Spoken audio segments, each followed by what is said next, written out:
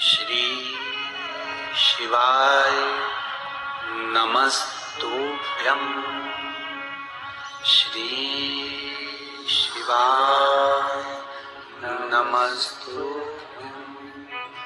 श्री शिवाय नमस्तुभ्यं। हरतालिका तीज का पूजन व्रत कुंवारी कन्या कर सकती है, शादी होने के बाद भी नारी कर सकती है। अंतिम अवस्था तक प्राण छूटे तब तक हरतालिका तीज का व्रत नहीं छोड़ना चाहिए। एक व्रत हमेशा याद रखो, एक एकादशी और एक हरतालिका।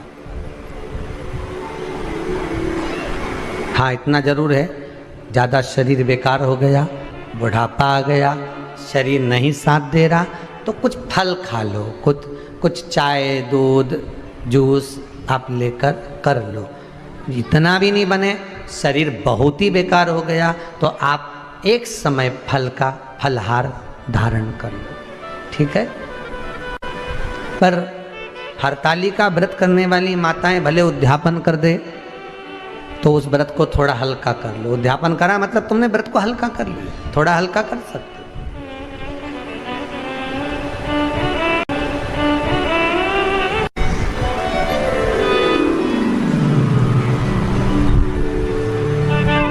हरतालिका तीज का जो व्रत का उद्यापन करते हैं उसमें 5 चीज रखते हैं ना, 5 कपड़े स्त्री के, 5 कपड़े पुरुष के, 5 तरह का अनाज, 5 तरह का फलहार, 5 तरह का फल।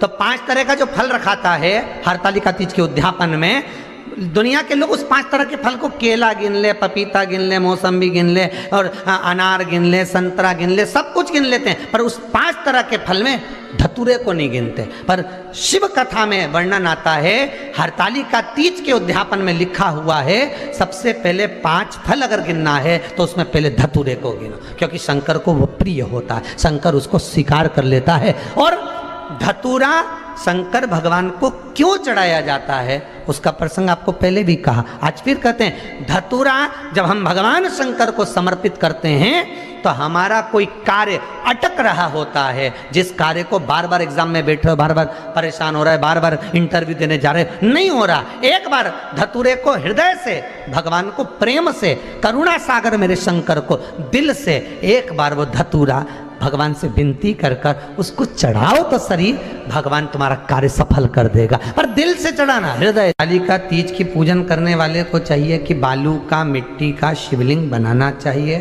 फुलेरा जो बनाया गया है ऊपर शंकर जी के ऊपर लटकाने के लिए, टांगने के लिए, उसके नीचे शिव पार्वती गणेश जी की सुंदर बालू की मूर्ति बना लेना चाहिए, पार्थिव लिंग का निर्माण कर लेना चाहिए।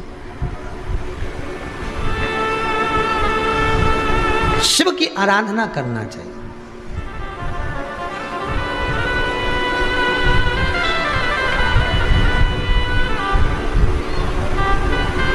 जो फल आपके पास में हो शंकर को समर्पित करना चाहिए, पूजन करना चाहिए, आराधना करो। सबसे पहली पूजन हरतालिका तीज की प्रदोष काल के अंतर्गत हो जाना चाहिए, शाम के समय पर। प्रयास करा करो प्रदोष काल के समय पर पहली पूजन हो जाए तो ज़्यादा अच्छा। पर लोगों की आदत रहती है कि 8 बजे तक, 8:30 बजे तक, 9 बजे तक पहली पूजन करें, फिर दूसरी आराम से, फिर तीसरी, फिर आराम से, फिर चौथी। तो ऐसा सब अपने अपने हिसाब से। पर शास्त्र रीति कहती है कि प्रदोष का जो समय होता है, प्रदोष काल जो होता है, शाम का जो समय होता है, उस समय पर हरतालिका तीज की पहली पूजन हो, जिससे आपका स्मरण चित्त शंकर भगवान में उस घड़ी, उस पल, उस क्षण में आप शिव के हो जाएं और शंकर आपका हो जाए। हाँ, अगर किसी के आने में देरी हो, कोई आ नहीं पा रहा है, बहुत देरी हो रही हो, तो हरतालिका पूजन व्रत वर्णन करता है कि शिवलिंग का निर्माण, पार्वती जी की मूर्ति का निर्माण, गणेश जी का निर्माण और फुलेरा जो बनाया हुआ है, ये प्रदोष काल के पहले बंधकर तैयार हो जाना चाहिए। प्रदोष काल के अंतर्गत फुलेरा नहीं बनना, फुलेरा पहले बन जाना चाहिए। और बहुत विशेष बात ध्यान रखिए हरतालिका तीज की, कि शंकर जी का जो आपने स्वरूप बनाया है, पाटे में, थाली में, चौकी पर, चौरंग पर जो स्वरूप बनाया है, वो पहले नहीं रखना है। पहले क्या बांधना है? फुलेरा।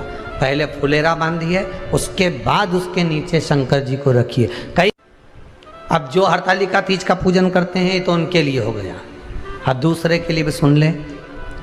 जो नारी हरतालिका तीज का पूजन नहीं करती, व्रत नहीं करती, साधना नहीं करती, उसके लिए भी कहा गया कि आप अगर ये व्रत नहीं करते हो तो एक कार्य जरूर करना, कहीं पर फुलेरा बंधा हो, हरतालिका की पूजन हो रही हो, 5 मिनट 10 मिनट निकालकर अपने आसपास के किसी पौधे में से पत्तियां लेकर या पुष्प लेकर, 5 वृक्ष की पत्ती या 5 वृक्ष के पुष्प लेकर शंकर भगवान को जब पूजन हो रही हो, 5 मिनट माताएं जब पूजन कर रही हों, तब आप भी उस पुष्प को, उस पत्तियों को शंकर को समर्पित कर सकते हो। ये नहीं चढ़ा सकते तो 5 फल नहीं चढ़ा सकते तो 5 कुछ भी पुष्प आदि का आप शिव को समर्पित कर।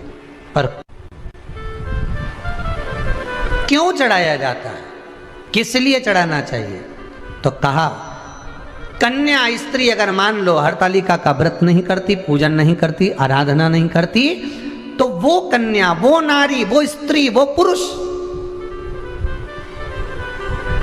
कार्य तो बहुत करेगा, दुकान भी 4 चलाएगा, व्यापार भी बढ़ाएगा, पर संपदा को जोड़ नहीं पाएगा। 1 रुपये कमाएगा, 1.25 रुपये खर्च वाला काम चलेगा।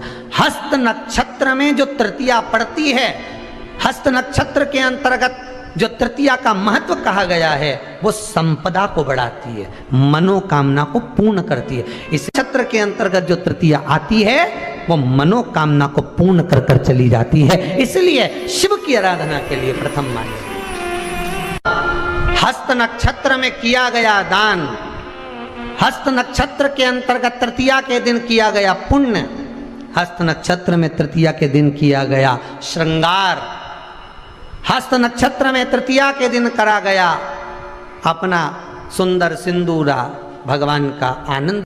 5 तरह के वस्त्र, 5 तरह के स्त्री के वस्त्र, पुरुष के वस्त्र, 5 तरह का फल, 5 तरह का अनाज, ब्राह्मण को बुलाकर ब्राह्मणी के साथ आप या तो ब्राह्मण से उद्यापन करवाएं या फिर आप स्वयं भी करते हैं तो शिव को समर्पित करके ब्राह्मण और ब्राह्मणी को भोजन कराकर वो भाग प्रदान करें। यही हरतालिका तीज के उद्यापन का वर्णन आता है। सुंदर भाव से हरतालिका माता आप सभी की मनोकामना पूर्ण करे।